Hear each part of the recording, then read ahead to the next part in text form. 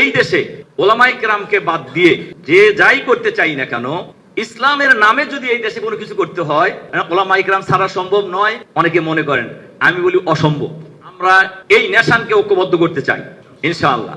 এই নেশানকে ঐক্যবদ্ধ করার আগে ওলামায়ে কেরামকে ঐক্যবদ্ধ হতে হবে। এই ওলামায়ে কেরামকে যদি ঐক্যবদ্ধ হতে হয়, তাহলে ছোটখাটো ভুল বোঝাবুঝি একদম মাটির সাথে মিশিয়ে দিতে হবে। যারা বড় কাজ করবে তারা ছোট কাজ নিয়ে কোনো ব্যস্ত হবেন না। মরহুম খতিব ওবায়দুল হক সাহেব তখন জীবিত। উনি এক জায়গায় সফরে গিয়েছেন, ওনার এক ভক্ত, উনি তখন আমাদের শহীদ আমিরে জামাতের বাসায়, ওনার ভালোই যাওয়া আসা তখন, আলহামদুলিল্লাহ, তো আপনাদেরকে জানা আছে এগুলি।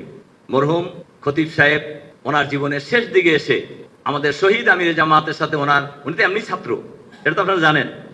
ওবায়দুল হক সাহেবের ছাত্র ছিলেন হলো আমাদের শহীদ আমিরে জামাত। উনি যখন ঢাকা আলিয়ায় পড়াশোনা করতেন, তখন খতিব সাহেব তখন ঢাকা আলিয়ার হেড মহাদ্দেশ ছিলেন এবং ডিরেক্ট ছাত্র। তো শেষের দিকে এসে আমিরে জামাতের সাথে ওনার বেশ ঘনিষ্ঠতা হয়ে যায়। ওনার বাসায় বেশ ঘন ঘনই যাওয়া আসা ছিল ওনার। তো ওনাকে একজন জিজ্ঞাসা করছেন যে, হুজুর, আপনার তো এখন মনে হয় ওনাদের সাথে সম্পর্ক ভালো, তা আপনি বাইসা থাকতেই এই আলেম ওলামাদের মধ্যে এই কাদা ছুরি আপনি বন্ধ করে যান। তো উনি বলছেন যে, ওদেরকে নিয়ে তো সমস্যা নাই, সমস্যা তো তোমাদেরকে নিয়ে। তোমাদেরই তো দলে উপদলে এমন বিভক্ত হইতে আসো যে আসলে তোমাদেরটা ঠিক করে দিতে তো আমার জাম শেষ। ওনাদের ওখানে তো এই সমস্যা নাই। দাঈদের, মুফাসসিরদের যে কোনো পরিস্থিতিতে হকের উপর প্রতিষ্ঠিত থাকতে হবে ইনশাআল্লাহ। যে কোনো পরিস্থিতিতে আমরা হকের উপরে প্রতিষ্ঠিত থাকবো ইনশাআল্লাহ। আসসালামু আলাইকুম সুপ্রিয় দর্শক, দেশ ও জাতির কল্যাণে আলেমদের ঐক্যবদ্ধ ভূমিকা পালন করতে হবে। ঢাকা মহানগরী দক্ষিণ জামাতের উদ্যোগে আলেমদের নিয়ে কর্মশালায় এমন বক্তব্য রাখেন সদ্য কারামুক্ত জামাত নেতা রফিকুল ইসলাম খান। সুপ্রিয় দর্শক, আমরা তার মুখ থেকে বিস্তারিত জেনে আসবো। আলহামদুলিল্লাহি রাব্বিল আলামিন, আসসালাতু ওয়াসসালামু আলা রাসূলিহিল কারীম ওয়া আলা আলিহি ওয়া সাহবিহি আজমাইন। উপস্থিত নেতৃবৃন্দ, সম্মানিত উলামায়ে কেরাম, মুফাসসিরিনে কেরাম, আসসালামু আলাইকুম ওয়া রাহমাতুল্লাহি ওয়া বারাকাতুহু। আল্লাহ তাআলার শুকরিয়া, যার একান্ত মেহেরবানিতে আজকের এই মহতি অনুষ্ঠানে উপস্থিত হওয়ার সুযোগ পেয়েছি। আলহামদুলিল্লাহ। বাংলাদেশের প্রখ্যাত দায়ীদের সাথে, মুফাসসিরদের সাথে, যাদের কথায় মানুষ, লক্ষ লক্ষ মানুষ পঙ্গপালের মতো ছুটতে থাকে, তাদের সামনে উপস্থিত হওয়ার সুযোগ পেয়েছি। আলহামদুলিল্লাহ। সম্মানিত মুফাসসিরিনে কেরাম, বাংলাদেশে শতকরা 90% মানুষ ইসলামী আদর্শে বিশ্বাস করে। ভৌগোলিক দিক থেকে 3 দিকে ভারত, একদিকে বঙ্গোপসাগর, শ্রীলঙ্কা না বঙ্গোপসাগর। সুতরাং বাঁচতে হলেও এখানে থাকতে হবে, মরতে হলেও এখানেই থেকেই মরতে হবে।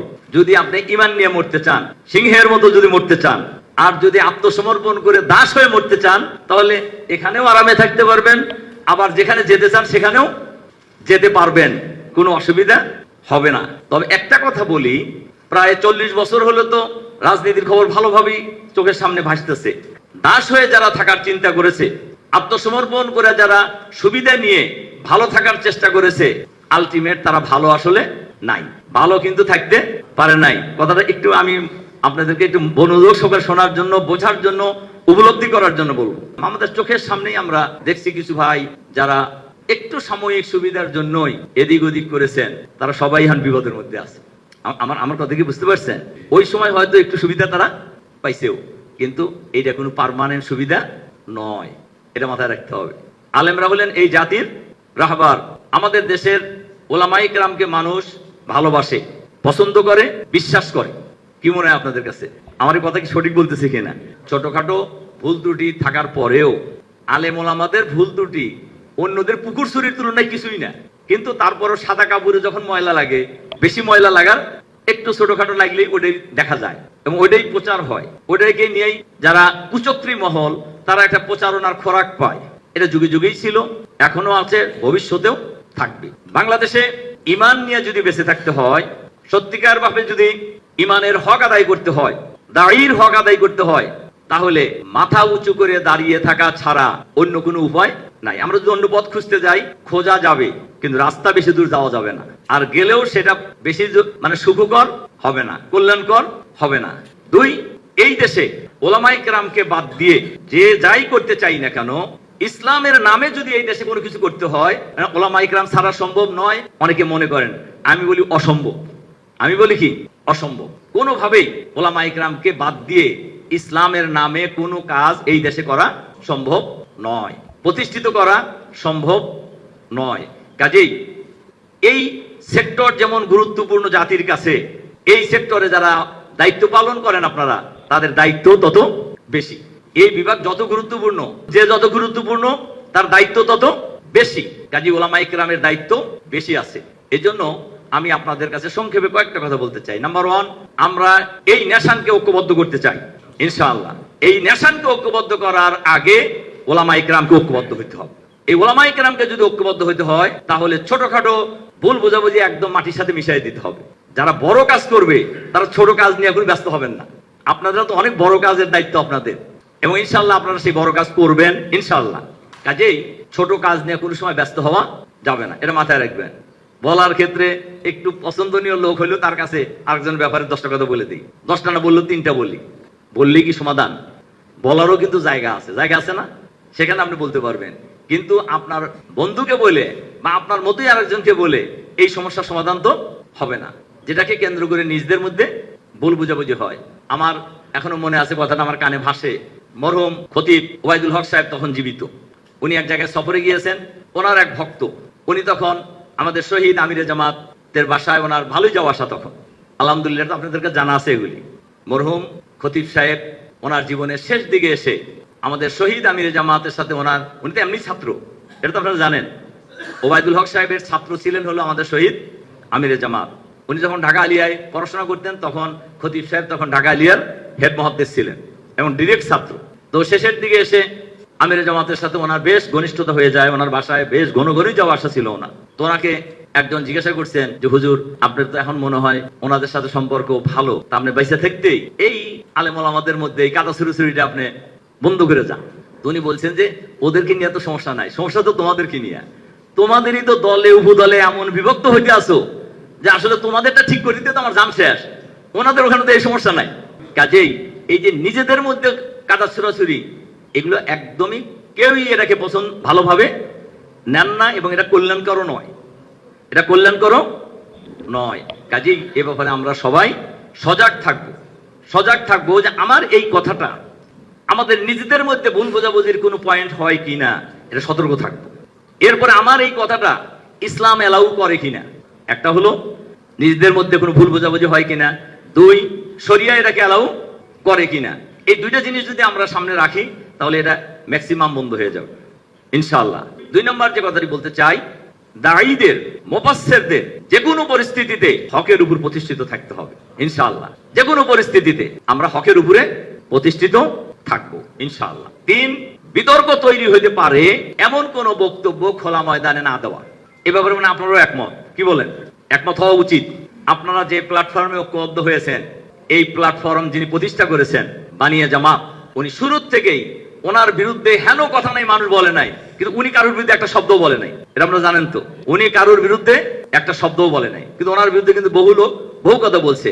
আবার বহু লোক বলতে বলতে শেষ জীবনে এসে ওনার ভক্ত হয়ে গেছে, আলহামদুলিল্লাহ। কাজেই আমরা সেই নীতিতে এখনো আছি, এবং সেই নীতি এখনো আমরা বহাল রাখতে চাই, এবং এটার মধ্যেই কল্যাণকর। তার কারণ কাউকে যদি আপনি ঢেল দেন, পাল্টা ঢেল দেওয়ার আশঙ্কা আছে না? কাউকে যদি আপনি একটা কথা বলেন, তো পাল্টা কথা শোনার আশঙ্কা আছে না? বলেন আছে কিনা? খালি আপনি বলে দেবেন আর মানুষ চুপ করে থাকবে, এটা মনে করার কোনো কারণ আছে? আর এটা কোনো সমাধানও না, এটা কোনো সমাধানও নয়। কাজেই এই ব্যাপারে আমরা যারা দায়ী, যাদের কথা শোনার জন্য গ্রামে গঞ্জে বাংলার নগরে বন্দরে মানুষ পঙ্গপালের মতো ঐক্যবদ্ধ হইতে থাকে, একত্রিত হইতে থাকে, এই সেক্টর এমন একটা সেক্টর, রিয়েলি আমি আবেগীও হই এবং আশান্বিতও হই। বহু রাজনৈতিক দল, বহু না প্রায় অধিকাংশ রাজনৈতিক দল 200 লোকের মিটিং করলেও লোক ভাড়া করে আনা ছাড়া মিটিং এ 200 উপস্থিত হয় না। আলহামদুলিল্লাহ, এই দেশের মুফাসসিরদের মিটিং কথা শোনার জন্য নিজের পকেটের পয়সা খরচ করে মিটিং করার জন্য যেমন পয়সা দেয়, আবার নিজের পকেটের পয়সা খরচ করে মাহফিলে আরো দলবল নিয়ে গাড়ি ভাড়া করে হাজির হয় না? এটা আমি মনে করি ইসলামের একটা বিউটি এবং সৌন্দর্য। আল্লাহ তাআলা ইসলামের কথা শোনার জন্য মানুষের মনটাকে এভাবে রুজু করে দিয়েছেন, তৈরি করে দিয়েছেন, এবং মানুষ আসছেও। সুতরাং এই আলেম ওলামাদের কথা কেউ বন্ধ করতে পারবে না ইনশাআল্লাহ। এবং যারাই বন্ধ করতে চাইবে 7 বার চিন্তা করতে হবে। বেশি বন্ধ করতে চাইলে তক্তে তাও উল্টে যাবে। যদি ওলামায়ে কেরাম ঐক্যবদ্ধ হতে পারে, ইউনিটি যদি থাকে, ঐক্য যদি থাকে, ঐক্যবদ্ধতা একটা বিরাট শক্তি। আমি যখন শিবিরের সভাপতি ছিলাম তখনও বলতাম, এখনো বলি লোকদেরকে, হাট দেখছেন না আপনারা? হাটে লক্ষ লক্ষ লোক হয় না? যদি কোন রকমের একটা শব্দ হয়, শিয়ালের মতো লোক খালি দৌড়াইতে থাকে। তার মানে এই লক্ষ লক্ষ লোক কোনো শক্তি না, কিন্তু 50 জন লোক যদি কোনো নেতার নেতৃত্বে ঐক্যবদ্ধ হয়ে দাঁড়ায় যায়, এই 50 জন হলো লক্ষ লক্ষ লোককে ঠেকানোর জন্য একটা শক্তি, ঠিক না? কাজেই সমাজকে ঐক্যবদ্ধ করতে হলে অনৈক্যের কোনো কথা বলা যাবে না, এটা ঠিকও হবে না। আমরা তো জাতিকে ঐক্যবদ্ধ করতে চাচ্ছি, আমাদের নীতি হলো জাতিকে আমরা ঐক্যবদ্ধ করব। জাতিকে ঐক্যবদ্ধ করার আগে ওলামায়ে কেরামকে আমরা ঐক্যবদ্ধ করব ইনশাআল্লাহ। এক্ষেত্রে নাম্বার 1 হলো নিজেদের মধ্যে ঐক্যটাকে আরো অটুট দৃঢ় করব, আর ন্যাশনকে আমরা ঐক্যবদ্ধ করব ইনশাআল্লাহ। এবং এটা সম্ভব, সম্ভব কিনা বলেন? আমি মনে করি খুব সম্ভব। আমি তো এই দেশ নিয়ে, এই দেশের মানুষকে নিয়ে খুবই আশাবাদী। যে সময় সামনে আসছে, আপনাদের কথা শোনার জন্য মানুষ পঙ্গপালের মতো চতুর্দিক থেকে খেলে আসতেই থাকবে আর কি ইনশাআল্লাহ। আলেমরা যখন একটা ডাক দেবে কোন শক্ত ব্যানারের নেতৃত্বে, দেখবেন মানুষ কেমনে আসে আপনারা ধারণাও করতে পারতেছেন না, এবং সেই পরিবেশের দিকেই দেশ এগিয়ে যাচ্ছে ইনশাআল্লাহ। কাজেই বিতর্কিত কোনো কথা আমরা কোনো সময় মাঠে ময়দানে বলবো না। সব মানুষ আপনার পছন্দ হবে এটা মনে করার কোনো কারণ আছে? সব মানুষের সব কথা আপনার পছন্দ হবে এটা মনে করার কোনো কারণ আছে? আপনি নিজের মায়ের পেটের ভাই দিতে একজন আরেকজনের কথা পছন্দ হয় না, হয় না? এরকম হয় কিনা বলেন? হয়। এরকম বহু দরবার সালিশ আমাদের করা লাগে, যে নিজের ভাই দিয়ে এক ভাই আরেক ভাইয়ের সাথে অনেক জিনিস নিয়ে সমস্যা। কাজেই আমরা যারা বিভিন্ন মায়ের সন্তান, একসাথে চলতে গেলে এদিক ওদিক মাঝে মাঝে হয়েও যেতে পারে। কাজে এটাকে তিলিকে তাল বানায়া প্রচারণায় নেমে যাওয়া, এটা মোটেই সঠিক আমাদের হবে না। সম্মানিত দায়িত্বশীল ভাই সব শেষে যে কথা বলে আমার কথা শেষ করতে চাই, আমরা আপনার যদি টার্গেট যদি ঠিক থাকে, আপনার গোল যদি নির্ধারণ করা থাকে, সেই গোলে পৌঁছানোর জন্য আপনি যাইতেই থাকবেন। কে টান দিল পাঞ্জাবি ধরে, আর কে বাধা দেওয়ার চেষ্টা করলো, এগুলো নাথিং ম্যাটার ফর আস। এটা আমাদের কোনো সাবজেক্টই না, বিষয়ই নয়। আমাদের কাজ হলো আমরা সেই জায়গায় পৌঁছবো ইনশাআল্লাহ। সেই জন্য পৌঁছার জন্য যা প্রয়োজন সব আমরা করব। পৌঁছার জন্য যা প্রয়োজন সেটা আমরা সবই করার জন্য চেষ্টা করব ইনশাআল্লাহ। দায়ী যারা, তাদের যোগ্যতা খুব ইম্পর্টেন্ট। আপনি যদি মানুষের কাছে মেসেজ দিতে পারেন, আপনার কথার মধ্যে যদি সারবস্তু থাকে, তাহলে আপনি যদি ওই রকম টান ধরে বক্তৃতা নাও করেন, টান ধরে বোঝেন নাকি, মানে সুর করে যদি নাও বলেন, দেখবেন আপনার কথা শোনার জন্য মানুষ আমাদের। তবে বক্তৃতা যেহেতু একটা শিল্প, কাজে এই শিল্পকে যত সুন্দর করে মানুষের কাছে উপস্থাপন করা যায়, এটাও ইসলামের একটা সৌন্দর্য। সেটাতে কিন্তু আমি নিষেধ করি নাই, বা এটাতে আপত্তিরও কোনো কারণ নেই। কাজে যে কথা বলার জন্য এই কথাটা বলতেছিলাম, মূল কথা হলো যে আমরা যারা বক্তব্য রাখি, আমাদের বক্তব্যের ফোকাস পয়েন্টটা যেন ঠিক থাকে, যে আমরা কি বুঝাইতে চাই। এই জন্য আমাদের শহীদ আমিরে জামাত বলতেন, জোশের সাথে হুশও থাকতে হবে, জোশের সাথে হুশও থাকতে হবে। এটা যদি থাকে, তাহলে আমরা জাতিকে সঠিক মেসেজ দিতে পারবো ইনশাআল্লাহ ইনশাআল্লাহ। সম্মানিত ওলামায়ে কেরাম, মুফাসসিরিনে কেরাম, আলহামদুলিল্লাহ এক সময়ে এই ময়দানে আমাদের আল্লামা সাইদি সাহেব, জাফরি সাহেব, আবুল কালাম আজাদ সাহেব, মরহুম লুৎফর রহমান সাহেব, সেবাদুল্লাহ সাহেব, এরাই কিন্তু ছিলেন দিকপাল আর কি। আলহামদুলিল্লাহ মাঝখানে একটু গ্যাপ হয়েছে, কিন্তু এখন আবার আপনারা যারা ইয়াং, এবং ইয়াং এর অল্প একটু উপরে, বেশি উপরে না, এখন কিন্তু আলহামদুলিল্লাহ মাঠে ময়দান আপনারা মাঠ কাঁপায় বেড়াইতেছেন, এবং আপনাদের কথা শোনার জন্য মানুষ আসতেছে। এই ক্ষেত্রে আমাদের এলেমটা যেন আরো মজবুত হয়, মজবুত খালি না, এলেমটা যেন আমাদেরকে জাতিকে সুসংগঠিত করার জন্য একটা মেসেজ হয়। আমরা যেন মেসেজ দেওয়ার মতো বক্তব্য রাখতে পারি, তাফসির করতে পারি। এবং তাফসিরেরও তো এটা আপনারা নিজেরা জানেন, তাফসির যেহেতু করেন, পড়াশোনা করলে আপনার কথা কিন্তু আপনি বলার জন্য যা দরকার সবই বলতে পারবেন। দায়িত্বশীল ভাই সব, এজন্য আমি আপনাদের কাছে যে অনুরোধ রেখে কথা শেষ করতে চাই, আমরা এই জাতিকে ঐক্যবদ্ধ করতে চাই।